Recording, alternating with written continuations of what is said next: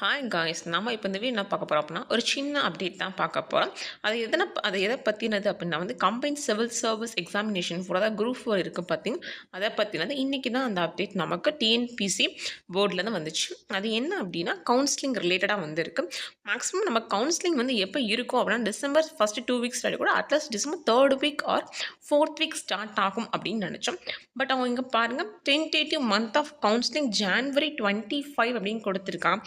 So நமக்கு 25 தான் வந்து நமக்கு வந்து கவுன்சிலிங் ஸ்டார்ட் ஆகும் அப்படின்னு சொல்லியிருக்காங்க.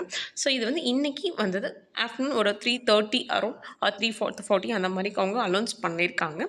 ஸோ வந்து இது இப்போ தான் நமக்கு கவுன்சிலிங்கே ஸ்டார்ட் ஆகுது அப்படின்னா நமக்கு தெரியும் எப்படியும் கவுன்சிலிங் வந்து ஃபஸ்ட்டு வந்து ஜேஇ விஏஓ ஃபஸ்ட்டு அதுக்கு தான் வந்து ஃபினிஷ் ஆகும். நெக்ஸ்ட்டு தான் வந்து டைப்பிஸ்ட்டுக்கு, அதுக்கப்புறம் ஸ்டெனோ டைப்பிஸ்ட் அண்ட் தென் இப்போ ஃபாரஸ்ட் வேறு நம்ம இன்க்ளூட் பண்ணியிருக்கோம். ஸோ இந்த மாதிரி தனித்தனியாக தான் ப்ராசஸ் நடக்கும்.